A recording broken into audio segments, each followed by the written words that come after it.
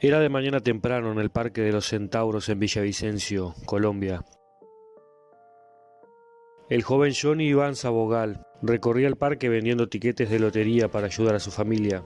Ese día sería el último que se lo vería. Este no regresaría esa tarde a su casa. Su madre María, desesperada, denunció la desaparición del niño. Cuando nosotros llegamos allá, el doctor Fernando fue el primero que se le acercó a mi esposo y le dijo tranquilo que nosotros le ayudamos en su casa. Para el fiscal Fernando Aya, esto no le pareció extraño. Llevaba investigando la desaparición de 13 niños en las afueras de la ciudad, ubicada aproximadamente 90 kilómetros al este de Bogotá. Para ese entonces ya se habían hallado fosas comunes con pequeños cadáveres. Ya se vislumbraba que era algo grande, que no se trataba de un homicidio aislado, que podía ser muchos más. Las extrañas desapariciones de niños y el hallazgo de cadáveres de jóvenes no era un suceso único en esta región. A cientos de kilómetros de allí, en el corazón de la zona cafetera colombiana, decenas de mujeres denunciaban y buscaban a sus hijos. Niños de entre 6 a 16 años generalmente, niños de escasos recursos y de familias muy humildes. Estos eran las víctimas predilectas del llamado monstruo de Génova o la bestia, entre otros apodos. Luis Alfredo Garavito Cubillos secuestraba, violaba y asesinaba a sus víctimas de manera salvaje. Este monstruo fue uno de los asesinos en series más prolíficos de todos los tiempos. Un asesino confeso. Este mismo confesó en 1999 haber matado para ese entonces a 142 víctimas, pero se lo cree responsable de más de 200, que este mismo fue reconociendo con el paso del tiempo, tras estar tras las rejas. Yo cometí una serie de conductas que infringen las normas penales y las morales. Soy un ser humano igual a cualquier otro, con unas fallas, pues, pero no que yo sea peligroso. No, en este momento no me considero. De alguna de sus víctimas todavía no se han hallado sus restos.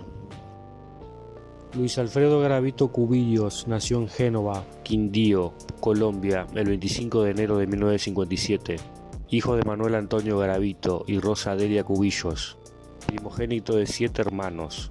Se sabe que el padre de Garavito solía golpearlo con un cinturón, a este y a toda su familia, tanto a sus hermanos como a su madre. Garavito y su familia se mudarían a Safe Land, al norte del departamento, debido a los constantes conflictos sociopolíticos de la zona. En su niñez a Garavito lo describían como un chico introvertido y tranquilo, pero fácil de hacerlo enfadar y perder los estribos. Sus compañeros constantemente le hacían burlas, además de molestarlo por usar gafas. Según cuenta Garavito, en una ocasión durante su niñez, su padre lo estaba bañando. Este tocó sus genitales, aunque Garavito no cree que haya sido abusado por su padre. Para sus 12 años, un amigo de su padre comienza sistemáticamente a abusar sexualmente de él. Este solía atarlo, sodomizarlo y torturarlo con una vela. Solía morderlo en sus nalgas y en su pene, acto que posteriormente él mismo Garavito practicaría con sus víctimas mientras se masturbaba. Los abusos continuaron hasta que su familia se mudó a Trujillo. Según Garavito, se guardó todo en secreto ya que no quería que sus padres le creyeran. Allí en Trujillo sería abusado por el que sería el sacerdote del pueblo. Años más tarde, a sus 20 años de edad, Garavito mandaría a asesinar al sacerdote por un sicario en el año 1991. Garavito comenzaría a sentir atracción sexual hacia los niños y adolescentes, incluso hacia sus propios hermanos. Este admitió haber desnudado y acariciado a varios de sus hermanos, pero no ir más allá de esto. Sin embargo, sus hermanos dicen no recordar ningún incidente al respecto. A los 14 años de edad fue echado de su casa por sus padres debido a que intentó acorralar a un niño de tan solo 5 años para violarlo en una estación de trenes. Por suerte fue descubierto por un guardia. Garavito tuvo un par de novias en su adolescencia, intentando mantener una vida sexual hetero. Sin embargo, no lograba mantener una erección en ninguna de sus relaciones heterosexuales. Según él, los menores de edad era lo único que lo excitaba. A sus 18 años se mudó a Armenia, alquiló una habitación y trabajó en una panadería. Asistía a Alcohólicos Anónimos.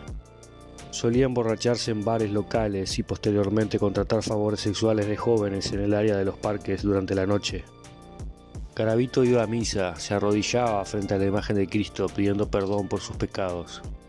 Sin embargo, sus adicciones y depravaciones seguían aumentando. A sus 23 años se le diagnostica con un cuadro de depresión aguda. Este mismo diría que habría intentado suicidarse en más de una ocasión. Para 1980, Garavito comenzaría a raptar niños para posteriormente abusar sexualmente de ellos. Rápidamente escalaría en su depravación y comenzaría a torturarlos. Cortaba, quemaba con encendedores y velas a sus víctimas, mientras notaba que con esto lograba excitarse cada vez más. Les mordía las nalgas y el pene, luego los dejaba en libertad. Tal vez en un acto de arrepentimiento a sus 27 años, Garavito se interna, él mismo en una clínica durante poco más de un mes, alegando que sufría de depresión y alcoholismo. Ocultaba por completo a los psiquiatras y médicos su atracción hacia los niños. Se cree que entre los fines de los años 1980 hasta el año 1992 sus víctimas rondaron alrededor de las 200, aunque todavía no había comenzado a asesinar. El 4 de octubre de 1992, en el municipio de Jamundí, Garavito bebía en un parque cuando se fijó en un menor que rondaba por allí. Ofreciéndole dinero al niño, logra que éste lo acompañe a un lugar aislado. Garavito procedería a violarlo y torturarlo, como ya era su costumbre. Sin embargo, en esta ocasión terminaría apuñalando al menor en repetidas ocasiones hasta la muerte. En octubre del año 92, estando en la ciudad de Cali, siento que algo se me posesiona y oigo una voz que me indica que me fuera para Jamundí y cometo mi primer homicidio. Garavito manifestaba que este fue su primer asesinato. En algunas entrevistas ha dicho haber estado poseído, luego de haberle vendido su alma al diablo y escuchar una voz que lo guió hasta Jamundí. En otra ocasión declaró que ese día en Jamundí, por algún motivo, recordó todo el daño y sufrimiento que él había sufrido de joven, y una rabia incontrolable lo impulsó a asesinar. Según psiquiatras e investigadores, los traumas y daños que dice haber sufrido Garavito no explica y mucho menos justifica la pedofilia del mismo, ni sus impulsos por asesinar. Sea cual sea la razón, luego de ese asesinato, Garavito escalaría aún más en sus depravaciones y continuaría matando hasta el día de su detención. Las víctimas de Garavito eran niños de entre 6 a 16 años, siempre niños de familias muy humildes. Se les acercaba en parques o lugares apartados. Generalmente les ofrecía dinero para así lograr que el menor lo acompañara. Mediante otros engaños, llevaba a sus víctimas a cañaduzales y lugares alejados. Procedía a atarlos y amordazarlos. Los amenazaba con un cuchillo o un machete. En un comienzo, la psicopatía de Garavito consistía en ver a sus víctimas temblar de miedo mientras los amedrentaba con matarlos. Esto les generaba excitación. Luego los asesinaba durante la violación, de una puñalada certera en el corazón. Pero luego, esto ya no le era suficiente. Así que empezó a apuñalar a sus víctimas con un cuchillo o un destornillador en los glúteos o el estómago. Experimentaba hiriéndolos cada vez más, pero a la vez evitando que estos se desangraran antes de asesinarlo de diversas maneras. Generalmente los degollaba. Luego decapitaba los cuerpos, solía cortarles los genitales e incluso los colocaba dentro del cráneo de las víctimas. Garavito dejó ir a algunas de sus víctimas, a las cuales solía amputarles los dedos. Me mordía todas las partes del cuerpo, me babía por todas partes. Inclusive que me llegó hasta a morder el pene. Yo lloraba y yo trataba de gritar y él me decía que no gritara. Me decía, no haga bulla, si no lo mato aquí. Yo con ese miedo, y ya me cogió él y me volteó boca abajo para hacerme, para violarme carnalmente. Entonces cuando él me volteó, pero yo ya estaba reventado, yo estaba ya los ojos hinchados, todo por dentro, los labios todo reventado. Entonces cuando él vio que yo me iba a zafar, él cogió el cuchillo y me dijo, se va a volar. y fue tan, empecé a volar. Con el cuchillo me metió unas puñaladas por acá. Me metió como 6, 7 puñaladas por aquí del pie de la nalga. Luego, debido al peligro de ser identificado, no dejaba ya sobrevivientes y posibles testigos. Debido a algunos de los restos hallados, se cree que Garavito incluso realizaba ritos satánicos con los huesos y partes de sus víctimas. Para los años 1993 y 94, Garavito decía haberse entregado por completo al diablo y realizar favores a cambio de dinero y poder. Solía usar múltiples disfraces, incluso de cura, y recorría múltiples ciudades y localidades de todo Colombia, asesinando jóvenes. Hasta el año 1998, los investigadores no relacionaban las muertes entre ellas. Sin embargo, el hallazgo de una fosa común en Pereira, ese mismo año con 13 cadáveres en un mismo lugar, daría el puntapié inicial en la búsqueda de Garavito. Diferentes organismos internacionales enviaron ayuda para intentar resolver los casos de homicidios. En un principio, varias teorías fueron abarajadas. Se pensó en diferentes grupos satánicos como los responsables. Incluso se pensó en disputas entre carteles de droga y hasta una red de tráfico de órganos. Sin embargo, al ir recaudando pruebas, todo esto no concordaba. Las edades de las víctimas, el ensañamiento con los cuerpos, marcaba un modus operandi correspondiente con el de un asesino en serie. Aunque a los investigadores les resultaba difícil creer que tantos asesinatos fueran obra de un solo individuo. Gracias, en parte, a la obsesión de un investigador por resolver el caso, el detective Aldemar Durán y Álvaro Rivas, director de la CTI, solicitaron ayuda al FBI para intentar perfilar a lo que ellos estaban seguros se trataba de un solo asesino en serie. Comenzaron a reunir evidencias en común y similitudes entre las escenas de los crímenes. En varias de estas se encontraban colillas de cigarros y envases de brandy. Además de que todas las víctimas tenían una edad similar. Habían sido torturadas durante horas, y muchas de estas tenían una soga en el cuello. El 3 de febrero de 1999 en Palmira, tras asesinar a otro menor, Garavito se quedaría dormido, junto al cuerpo con un cigarrillo encendido.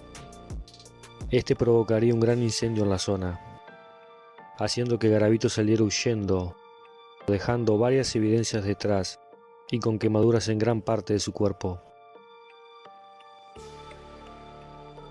Garavito se trataría en una farmacia en Pereira.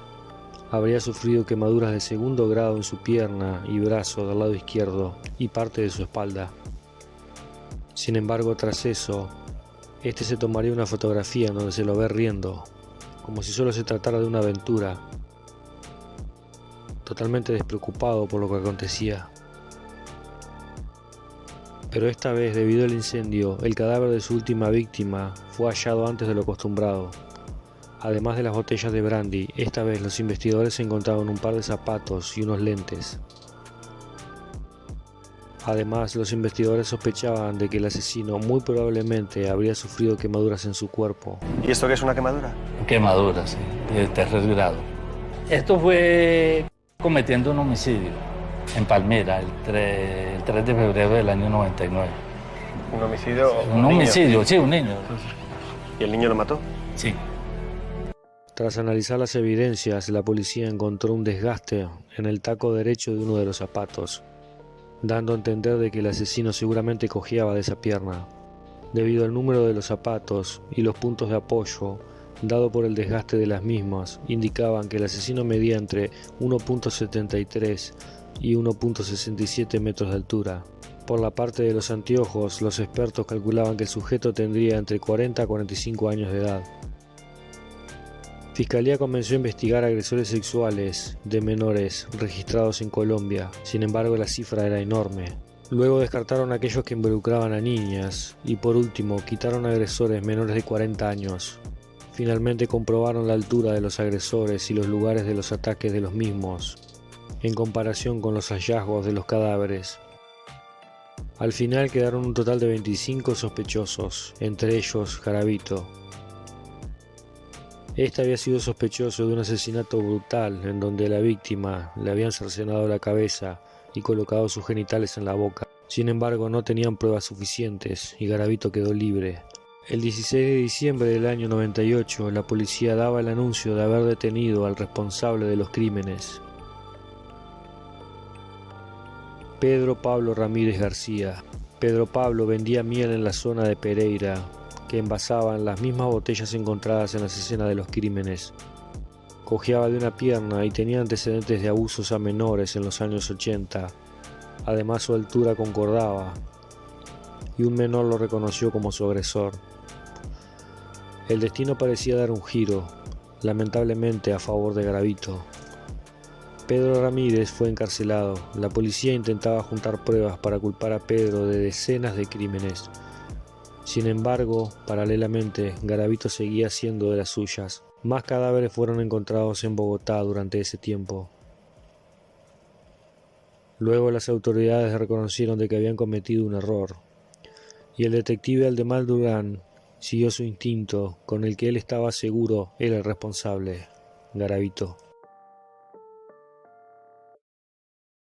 Aldemar dio con una hermana de Garavito, que tenía una bolsa en su poder, propiedad del mismo, que le había dejado hacía unos pocos días. Al abrirla, el detective encontró una boleta a nombre de Graciela Zabaleta, una antigua novia de Garavito, además de recortes de periódicos sobre los hallazgos de los crímenes. Al interrogar a Graciela Zabaleta, la policía halló en su casa más recortes de periódicos, cuerdas, lubricante, cuchillos y además libros sobre religión y magia negra.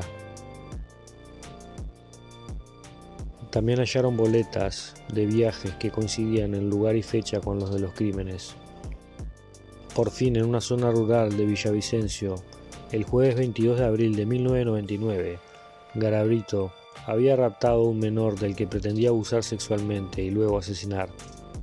Un indigente que se encontraba en la zona escuchó los gritos de auxilio del menor y se acercó. Al ver la escena, atacó a Garavito con piedras, obligándolo a huir. El indigente liberó al niño, el cual pudo llegar a una vivienda, donde lo auxiliaron y llamaron a la policía. Después de que el niño contó lo ocurrido, se inició la búsqueda por una brigada con múltiples efectivos policiales en la zona, usando vehículos oficiales, taxis y particulares, recorriendo la zona. Varias horas después, el hombre salió del monte caminando y fue identificado por el niño e interceptado por las policías.